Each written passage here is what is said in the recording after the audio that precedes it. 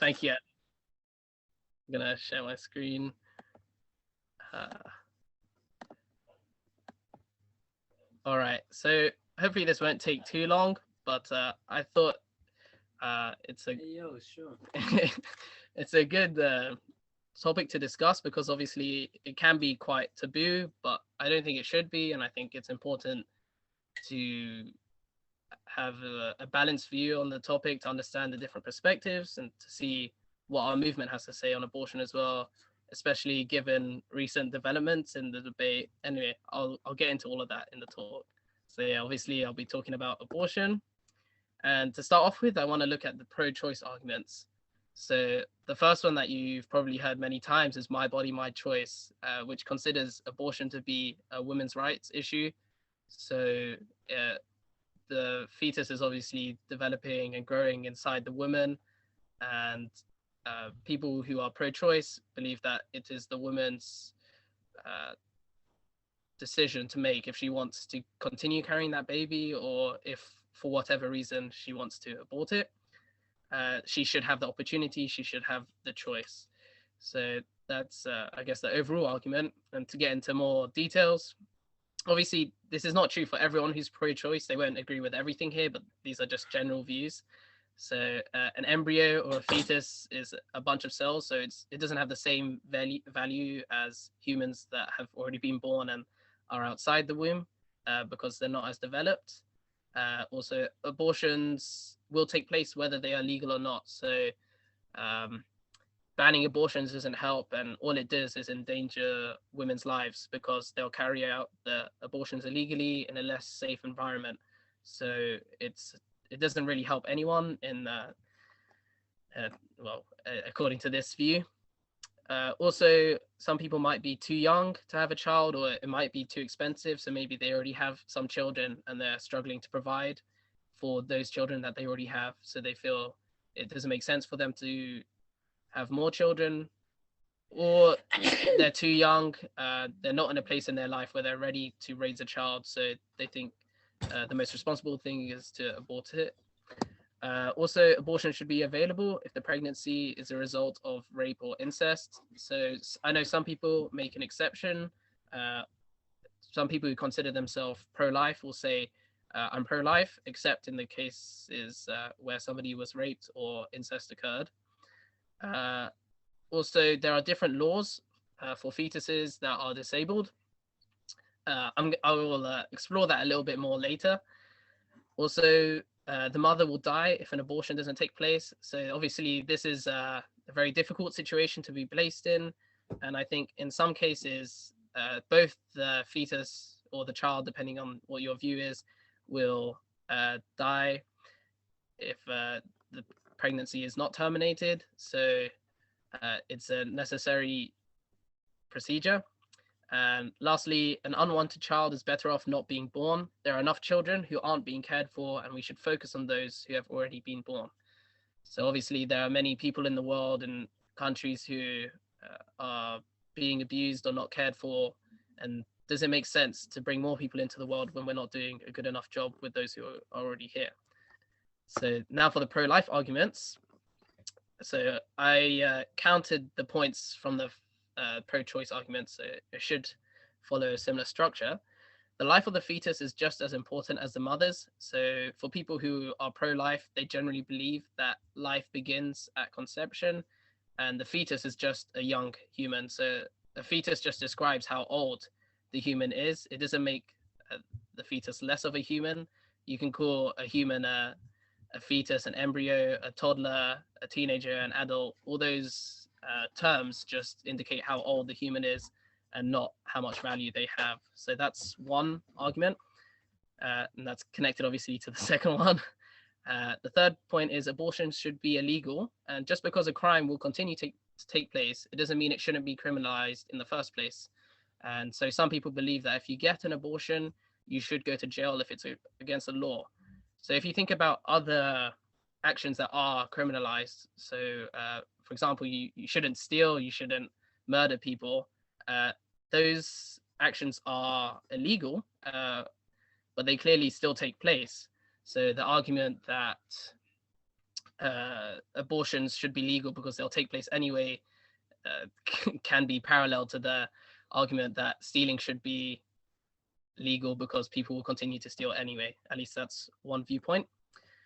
The next point is abortion is a method of avoiding responsibility. So whether that's failing to use contraception or having free sex, like with many people at a young age without commitment, without being without being married, all all of that. The next point is some believe it is acceptable if a woman was raped. So I already touched this, but others will say, touched on this. Others will say two wrongs don't make a right. So just because somebody was raped, that doesn't justify terminating the pregnancy or murdering the child, depending on how you view it. And a child should not be punished for their father's actions, and the age of the child doesn't matter. So this connects to the point I made previously, that if you consider a fetus just a young human that's whatever, a few days old or a few weeks old, then it shouldn't be punished for their father's wrongdoing. If the baby had already been born and the father abused his wife, and when the wife looked at the child, she was reminded of the father, that wouldn't be grounds for terminating for killing that child. Anyway, some people will disagree with that. But I was looking into some stories of people who had children even when they were raped, and they said the reason they didn't get the abortion was because it wasn't the child's fault. So that is a viewpoint that some people hold. The next point is that all lives matter, including those with disabilities. So yeah, like I said, I'm going to go into this a bit more later. And the next point is an operation is done to save the mother's life. But people who are pro-life will prefer to see this as an operation to save the mother's life and not an operation to terminate the pregnancy or to abort the fetus. So it's considered the lesser of two evils. If you look at the options that either both the fetus and the mother are going to die, or just the fetus is going to die, then it's pretty apparent that the second option is preferable. And lastly, it is not for us to decide if a person will want to live or not. So this is in response to the argument that there are already many children who aren't cared for and who are abused. Maybe they're trafficked, all of that terrible stuff that goes on. And so it's irresponsible to bring more people into the world. It's hard to make that case for somebody who doesn't have a voice. So to say to the fetus can't say no, it's okay, I'd like to live life anyway and see what I can do. It's difficult to make that point for them. So yeah, you might be thinking, Aryan, like this is such a strange topic to talk about. Why are you going to be such a buzzkill and bring this up? But I think it's very topical right now, especially given what's going on in America. So I'm not sure if you know, but they're thinking to repeal the Roe v. Wade decision, which will make abortion more difficult to access in the United States. And I believe in many Republican states, it will be criminalized, or at least it will become much more difficult to get an abortion. So it is a current topic that is being decided. Both sides of the debate are very concerned about what's going on. Or, I mean, the Republicans are quite happy about what's going on, and the Democrats are very upset.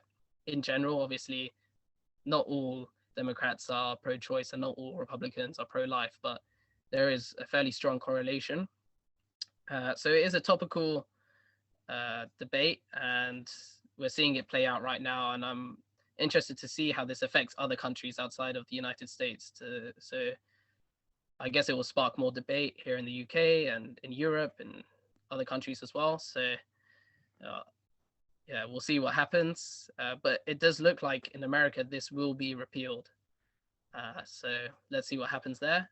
And then another story that I read fairly recently and has been in the news for like in and out of the news for the past year is this girl, Heidi Crowther. So she's a woman with Down syndrome from the UK, and she was challenging the court over abortion laws that allow people, well, children or fetuses with Down syndrome to be aborted up until the end of pregnancy. So even if the mother is 9 months pregnant with a child, if that fetus has Down syndrome, then in the UK it is legal to abort it anytime before birth.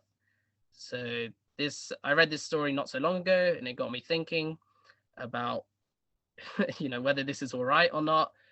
Um, is it fair to treat people with disabilities differently and to say that their life is worth less? As you can see from the article I have on this side, she lost her case. But she's since appealed it, and we'll see what happens with that.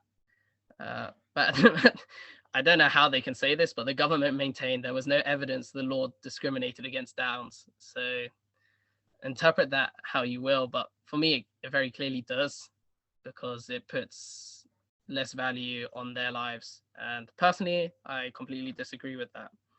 So yeah, this story, together with the Roe v. Wade story, got me thinking about this topic, and that's why I thought it would be important to discuss.